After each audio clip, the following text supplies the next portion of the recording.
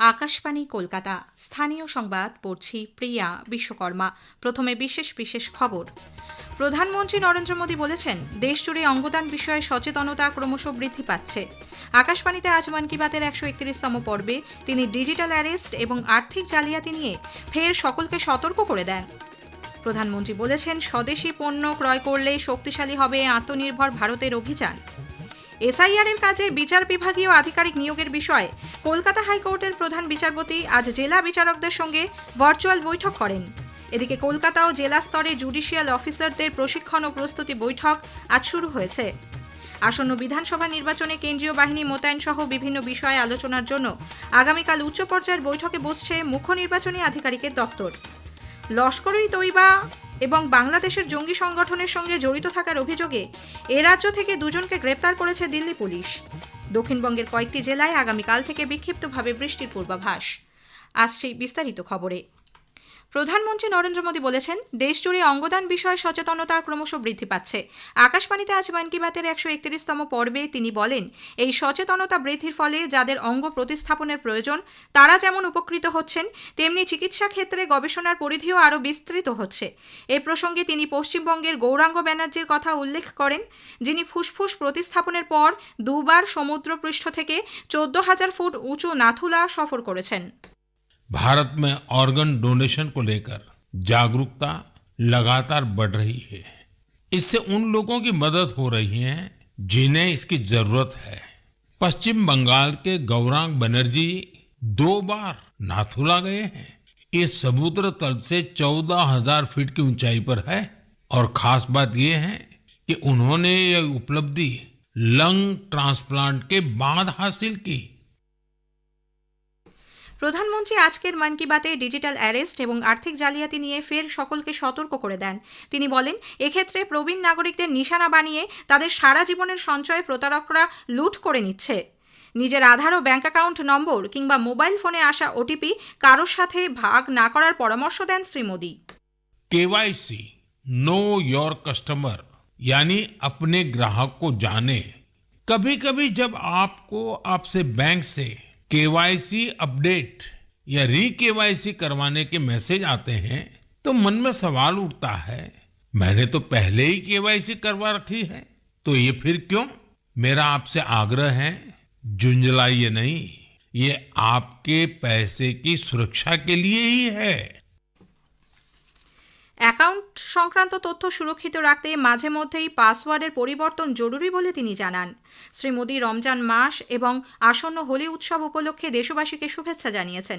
এই উৎসবের মৌসুমে দেশবাসীকে স্বদেশি পণ্য ব্যবহারে আহ্বান জানিয়ে তিনি বলেন, দেশে তৈরি জিনিস ক্রয় করলে শক্তিশালী হবে আত্মনির্ভর ভারতের অভিযান। हमारे होली के त्योहारों में या अन्य कोई भी त्योहार में अनेक ऐसे साजो सामान घुस गए हैं जो विदेशी हैं। इन्हें त्योहारों से दूर रखिए, स्वदेशी अपनाइए। जब आप स्वदेशी खरीदते हैं तो देश को आत्मनिर्भर बनाने के अभियान में भी मदद करते हैं। প্রধানমন্ত্রী বলেছেন, দেশের কৃষকরা শুধুমাত্র অন্নদাতা নন, তারা দেশের মাটির পূজারী। মাটিকে সোনায় রূপান্তরিত করে কৃষকরা বর্তমান সময়ে ঐতিহ্যের পাশাপাশি প্রযুক্তির ব্যবহারেও দক্ষ হয়ে উঠছেন। শুধুমাত্র উৎপাদন নয়, গুণমান বৃদ্ধি ও নতুন বাজার সৃষ্টিতেও কৃষকরা মনোযোগ দিচ্ছেন। বিজেপির রাজ্য সভাপতি শ্রমিক ভট্টাচার্য আজ সকালে উত্তর 24 পরগনার খড়দায় পানিহাটি ভিলেজ ব্যাংকোয়েট হলে দলীয় নেতাকর্মীদের সঙ্গে প্রধানমন্ত্রীর মন কি বাত শোনেন। পূর্ব মেদিনীপুরের নন্দীগ্রামের বিরুলিয়ায় দলের মহিলা মোর্চার সদস্যদের সঙ্গে প্রধানমন্ত্রী নরেন্দ্র মোদী 131তম মন কি বাত অনুষ্ঠান শোনেন বিরোধী দলনেতা শুভেন্দু অধিকারী। কেন্দ্রীয় প্রতিমন্ত্রী সুকান্ত মজুমদার হাওড়া গ্রামীণ সাংগঠনিক জেলায় আমতা বিধানসভার নারিট ছোটবাড়ি এলাকায় দলীয় কর্তাদের সঙ্গে বসে মন কি বাত শোনেন। শ্রী মজুমদার বলেন, কৃষিক্ষেত্রে উন্নয়ন, ব্যাংক জালিয়াতি রোখার ক্ষেত্রে ব্যবস্থা গ্রহণ, পরীক্ষার আগে চাপমুক্ত থাকার পন্থা পদ্ধতি সবকিছুই প্রধানমন্ত্রীর এদিনের মন কি বাতে রয়েছে। শীর্ষ আদালতের নির্দেশে এসআইআর এর কাজে বিচার বিভাগীয় আধিকারিক নিয়োগের বিষয়ে কলকাতা হাইকোর্টের প্রধান বিচারপতি আজ ফের এক দফা জেলা বিচারকদের সঙ্গে ভার্চুয়াল বৈঠক করেন। কলকাতা হাইকোর্ট থেকে আয়োজিত ভার্চুয়াল এই বৈঠকে জেলা বিচারকরা এসআইআর সংক্রান্ত নথি আদান প্রদান নিয়ে প্রধান বিচারপতিকে অবহিত করেন। উপস্থিত ছিলেন নির্বাচন কমিশনের প্রতিনিধিরাও। আগামীকাল ফের ভার্চুয়াল বৈঠকে বসবেন প্রধান বিচারপতি। এদিকে এসআইআর নিয়ে আলোচনায় আজ দুপুরে মুর্শিদাবাদের বহরমপুর সার্কিট হাউসে জেলার বিচারকরা প্রশাসনিক আধিকারিক আধিকারিকদের সঙ্গে জরুরি বৈঠক করেন। সুপ্রিম কোর্টের নির্দেশ মতো এসআইআর এর কাজে সহযোগিতার জন্য বিচার বিভাগীয় আধিকারিকদের প্রস্তুত করতে নির্বাচন কমিশন উদ্যোগী হয়েছে। এর অঙ্গ হিসেবে কলকাতা ও বিভিন্ন জেলায় আজ থেকেই শুরু হয়েছে প্রশিক্ষণ ও প্রস্তুতি বৈঠক। কলকাতা উত্তরের দায়িত্বপ্রাপ্ত জুডিশিয়াল অফিসারদের সঙ্গে আজ প্রস্তুতি বৈঠক করেন রাজ্যের মুখ্য নির্বাচনী আধিকারিকের দপ্তরের প্রতিনিধিরা। যেসব বিল্ডিংয়ে প্রায় 2 ঘন্টা ধরে চলা ওই বৈঠকে মূলত লজিক্যাল ডিসক্রিপেন্সি সংক্রান্ত বকেয়া কাজ, কত সংখ্যক নথির স্ক্রুটিনি এখনও বাকি এবং সেই প্রক্রিয়া কিভাবে সম্পন্ন হবে সেই বিষয়গুলি নিয়েই বিস্তারিত আলোচনা হয়। রাজ্যে আসন্ন বিধানসভা নির্বাচনে কেন্দ্রীয় বাহিনী মোতায়েন ও সংশ্লিষ্ট বিভিন্ন বিষয় নিয়ে আলোচনা করতে আগামীকাল মুখ্য নির্বাচনী আধিকারিকের দপ্তরে এক উচ্চ পর্যায়ের বৈঠক ডাকা হয়েছে। বৈঠকে উপস্থিত থাকবেন বিশেষ পর্যবেক্ষক এন.কে. মিশ্র, রাজ্যের মুখ্য নির্বাচনী আধিকারিক মনোজ কুমার আগরওয়াল সহ দপ্তরের উচ্চপদস্থ আধিকারিকরা। রাজ্য পুলিশের ডিজি, কলকাতার পুলিশ কমিশনার, রাজ্য পুলিশের নোডাল অফিসার, কেন্দ্রীয় বাহিনীর নোডাল অফিসারও বৈঠকে যোগ দেবেন বলে খবর। রাজ্যে আসন্ন বিধানসভা নির্বাচনের প্রস্তুতি ও আইন শৃঙ্খলা পরিস্থিতি পর্যালোচনা করতে রাজ্যের মুখ্য নির্বাচনী আধিকারিক মনোজ কুমার আগরওয়াল আগামীকাল বৈঠকে বসছেন। মুখ্য নির্বাচনী আধিকারিকের দপ্তরে বিকেল 5টায় আয়োজিত ওই বৈঠকে কেন্দ্রীয় বাহিনীর দায়িত্বপ্রাপ্ত শীর্ষ আধিকারিকরা হাজির থাকবেন। এবারের স্পটলাইটে শুনবেন প্রধানমন্ত্রীর মন কি বাত নিয়ে বিশেষ অনুষ্ঠান। আমরা কথা বলেছি বিভিন্ন মানুষের সঙ্গে তাদের মতামত জানতে। আকাশবাণী কলকাতার সংবাদ বিভাগ প্রযোজিত অনুষ্ঠানটি শোনা যাবে আজ রাত 8:30 সঞ্চয়িতা প্রচার তরঙ্গে। আকাশবাণী সংবাদ সোশ্যাল মিডিয়া প্ল্যাটফর্মেও এটি পাওয়া যাবে। স্থানীয় সংবাদ শুনছেন আকাশবাণী কলকাতা কেন্দ্র থেকে। এখন বিজ্ঞাপন। ও দিদি, শুনেছো খবরটা? আমাদের লক্ষ্মীর ভান্ডারের টাকা বেড়েছে। তাই নাকি? বেড়েছে? হ্যাঁ, মাননীয় মুখ্যমন্ত্রী মমতা বন্দ্যোপাধ্যায় আমাদের জন্য টাকা বাড়িয়ে দিয়েছেন। এই ফেব্রুয়ারি থেকেই সবাই 500 টাকা বেশি পাবো।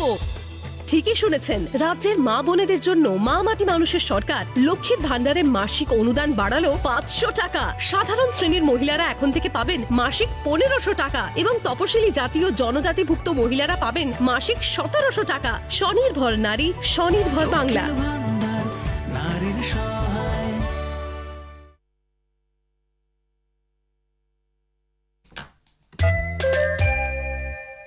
আমাদের সংবাদ শোনা যাচ্ছে ইউটিউব চ্যানেল আকাশবাণী সংবাদ বাংলা, ফেসবুক ও ইনস্টাগ্রাম আকাশবাণী সংবাদ কলকাতা এবং এক্স হ্যান্ডেল AIR নিউজ কলকাতাতে। লস্কর-ই তৈবা ও বাংলাদেশের জঙ্গি দলের সঙ্গে যুক্ত থাকার অভিযোগে পশ্চিমবঙ্গ ও তামিলনাড়ু থেকে মোট 8 জনকে গ্রেপ্তার করেছে দিল্লি পুলিশ। সামাজিক মাধ্যমে পোস্টের সূত্র ধরেই তাদের পাকড়াও করা হয়। এরা পাকিস্তানের জঙ্গি গোষ্ঠীর হয়ে প্রচার চালাতো বলে অভিযোগ। এ রাজ্য থেকে ধৃত 2 জনের মধ্যে একজন বাংলাদেশি। ধৃতদের ট্রানজিট রিমান্ডে দিল্লি নিয়ে যাওয়া হবে। উত্তর 24 পরগনার মিনাখার বাবুরহাট বাজারে দলীয় পতাকা লাগানোকে কেন্দ্র করে তৃণমূল কংগ্রেস ও ISF কর্মীদের মধ্যে সংঘর্ষে দুপক্ষের 7 জন আহত হয়েছেন। তাদের মিনাখা গ্রামীণ হাসপাতালে ভর্তি করা হয়েছে। এদিকে দক্ষিণ 24 পরগনার ভাঙড়ের পোলের হাটে ক্যানিং পূর্বে তৃণমূল কংগ্রেস বিধায়ক শওকত মোল্লার গাড়ি লক্ষ্য করে বোমাবাজির অভিযোগ উঠেছে ISF আশ্রিত দুষ্কৃতীদের বিরুদ্ধে। কেন্দ্রীয় প্রতিমন্ত্রী বিজেপি নেতা সুকান্ত মজুমদার বলেছেন, ভাঙড়ের যা পরিস্থিতি তাতে অবিলম্বে সেখানে কেন্দ্রীয় বাহিনী মোতায়েন করা প্রয়োজন। ভাঙর যেখানে বোমা গুলি এটাই চলছে, আর কিছু চলছে না। যা পরিস্থিতি ওখানে, তো এখনই মনে হয় ওখানকার এসপির হাত থেকে ক্ষমতা নিয়ে ওখানে সেন্ট্রাল বাহিনীর হাতে ক্ষমতা দিয়ে দেওয়া উচিত।